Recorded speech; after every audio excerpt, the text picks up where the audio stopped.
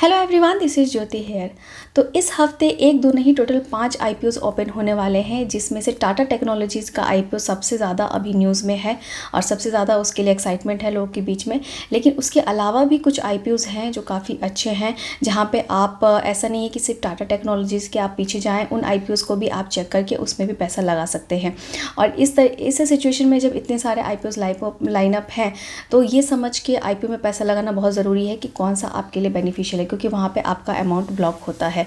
तो बाकी के जो 4 आईपीओज है वो वेडनेसडे 22 नवंबर को ओपन होने वाले हैं, और एक आईपीओ जो है वो 21 नवंबर को ट्यूसडे को ओपन होने वाला है। वो है इरडा का आईपीओ, IREDA का आईपीओ, जिसके बारे में हम आज की वीडियो में डिटेल में डिस्कस करने वाले हैं कि ये क्या कंपनी है, क्या काम करती है, कैसे इसके फाइनेंशियल्स हैं, क्या ग्रे मार्केट प्रीमियम है, क्या इस आईपीओ के लिए अप्लाई करना सही रहेगा या नहीं, सभी चीज़ों के बारे में हम डिटेल में बात करेंगे। तो सबसे पहले अगर कंपनी के बिजनेस मॉडल को अगर हम देखते हैं तो ये एक PSU कंपनी है, पब्लिक सेक्टर की कंपनी है। इससे पहले LIC का आईपीओ आया था, गवर्नमेंट कंपनी का, लास्ट ईयर मार्च अप्रैल के अराउंड वो आया था। और फिलहाल जो है अब 1.5 साल के बाद एक और गवर्नमेंट कंपनी का ये आईपीओ आया है। तो ये गवर्नमेंट की मिनी रत्ना कंपनी है, और इसका जो मेन काम है, तो ये जो रीन्यूएबल एनर्जी होते हैं, जो new and renewable energy projects होते हैं, उनको ये प्रमोट करती है, उनके डेवलपमेंट के लिए काम करती है और उनको फाइनेंशियल सपोर्ट करती है, मीन्स उनको ये लोन प्रोवाइड करती है। तो इनका जो मेन फोकस है, जो रीन्यूएबल एनर्जीज़ होते हैं, तो ऐसे को ग्रीन एनर्जी और रीन्यूएबल एनर्जी को प्रमोट करने का ये काम करती है और उनको ये फाइनेंस प्रोवाइड करती है। तो 37 ईयर्स ओल्ड ये कंपनी है, 1987 में ये जो है इनकॉर्पोरेट हुई थी, और तब से अब तक जो है इस कंपनी ने जो है अभी तक काफ़ी अच्छा वर्क करके दिखाया है। 50% के CAGR से इसका प्रॉफिट भी ग्रो हुआ है। तो ये कंपनी का जो है टोटल बिजनेस मॉडल है, और जिस तरीके का ये वर्क कर रही है, तो आने वाले टाइम में जो है ग्रीन एनर्जी पे काफ़ी फोकस किया जा रहा है। तो मैं अपने चैनल पे एक वीडियो ऑलरेडी बना भी चुकी हूँ ग्रीन एनर्जी के ऊपर, आप चेक कर सकते हैं। तो ग्रीन एनर्जी को ये प्रमोट करती है, उसको फाइनेंस करती है। तो आगे आने वाले टाइम में हो सकता है कि इस कंपनी में काफ़ी हमें ग्रोथ देखने को मिल सकती है। तो ये कंपनी का जो है इन शॉर्ट में हमने बिजनेस मॉडल समझ लिया। कंपनी के फाइनेंशियल्स की अगर तरफ हम जाते हैं, तो कंपनी के फाइनेंशियल्स अभी हमें काफ़ी अच्छे दिखते हैं, ग्रोइंग है। लास्ट 3 ईयर्स की अगर बात करें तो कंपनी का असेट आप यहाँ से देख सकते हैं कि कंपनी के असेट में हमने कंसिस्टेंट ग्रोथ देखने को मिल रही है, यानी कंपनी का रेवेन्यू भी हमें ग्रोइंग दिख रहा है।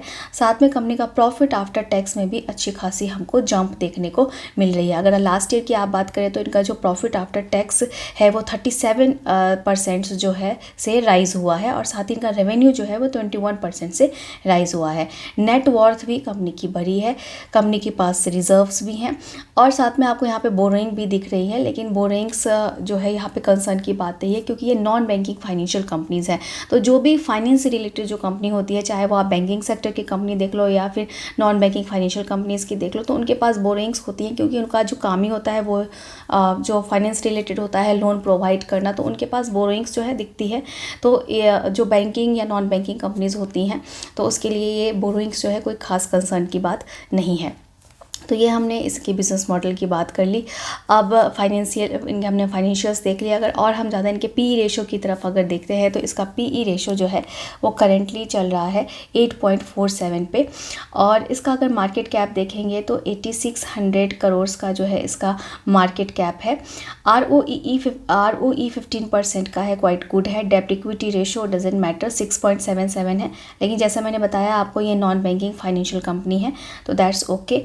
EPS इसका 3.78 का है, रिटर्न ऑन नेट वर्थ जो है इसका 15.44 का है। अगर आप सेम पेयर्स में इनके कंपनीज देखेंगे तो वो भी अच्छा अभी परफॉर्म कर रहे हैं मार्केट में, तो उसके बेसिस पे कह सकते हैं कि इस तरीके की जो कंपनीज होती है, भले ये PSU है, गवर्नमेंट सेक्टर की कंपनी है, मिनी रत्ना कंपनी है, और जो टोटल इनका जो टारगेटेड है, जिस प्रोजेक्ट्स को ये जो है डेवलप करती हैं, प्रमोट करती हैं, जो green energy and renewable energy को जो प्रमोट करती है, उसका आने वाले टाइम में काफ़ी ग्रोथ है और उसमें काफ़ी स्कोप है। तो इस तरीके की कंपनी जो है आगे फर्दर अच्छा कर सकती है। तो ये सभी इसके डिटेल्स की बात हो गई। अब हम आईपीओ की डिटेल्स की बात कर लेते हैं कि ये क्या क्या आईपीओ की डिटेल्स है, क्या इसका लॉट साइज़ रहने वाला है, क्या प्राइस बैंड है, और इस आईपीओ का टोटल साइज़ क्या है। तो जैसा कि ट्यूसडे को ये ओपन होने वाला है, 21 नवंबर को ये ओपन होगा, 23 नवंबर को ये क्लोज़ हो जाएगा। देन लिस्टिंग इसको जो है 4 दिसंबर को हो जाएगी।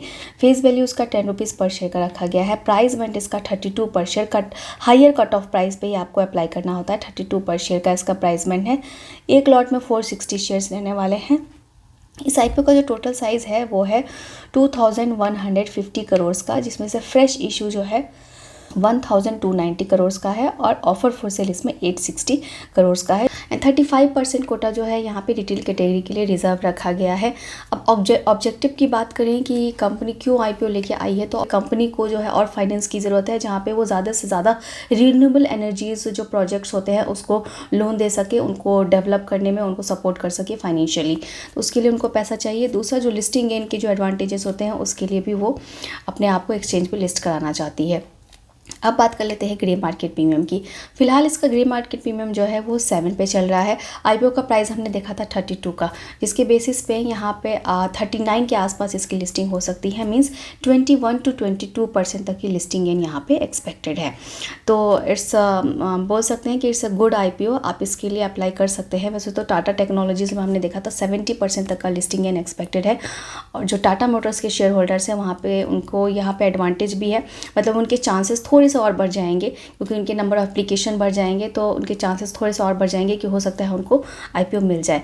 लेकिन उसके अलावा ये भी बुरा आईपीओ नहीं है, आप इसके लिए भी अप्लाई कर सकते हैं, क्योंकि अगर टाटा टेक्नोलॉजी आपको नहीं मिलता है, ये मिल जाता है, तो यहाँ पे भी आपको अच्छा खासा बेनिफिट हो सकता है। तो ये सभी इस आईपीओ की डिटेल्स थी। आई होप आपके लिए बेनिफिशियल रहेंगी। और भी कई जो 3 आईपीओ हैं, जैसे मैंने बताया आपको कि वेडनेसडे को टोटल 4 आईपीओ आने वाले हैं, जिसमें से मैं टाटा टेक्नोलॉजीज़ के बारे में ऑलरेडी वीडियो बना चुकी हूँ और 3 आईपीओ को भी मैं कवर करने की कोशिश करूँगी। तो ऐसे ही वीडियोस के लिए अगर अभी तक आपने चैनल को सब्सक्राइब नहीं किया है तो सब्सक्राइब करके रख लीजिए। वीडियो हेल्पफुल लगता है तो लाइक ज़रूर करिए। और अगर किसी भी तरीके के आपको शेयर मार्केट रिलेटेड आपको कोई अगर सपोर्ट और गाइडेंस की ज़रूरत है, आपको क्लास करना है या फिर आप म्यूचुअल फंड रिलेटेड कुछ गाइडेंस लेना चाहते हैं, तो उसके लिए आप हमारे डिस्क्रिप्शन बॉक्स चेक कर सकते हैं। हमारे कॉन्टैक्ट डिटेल्स, हमारे वेबसाइट का लिंक सब कुछ वहाँ पे है, आप हमें वहाँ से कॉन्टैक्ट कर सकते हैं। टेलीग्राम चैनल पे आप हमें फॉलो कर सकते हैं। और भी कोई अगर आपको इस तरीके की कुछ सपोर्ट की ज़रूरत पड़ती है स्टॉक मार्केट से रिलेटेड, तो आप हमें कांटेक्ट कर सकते हैं। होप करती हूँ वीडियो इन्फॉर्मेटिव लगा होगा। Thank you.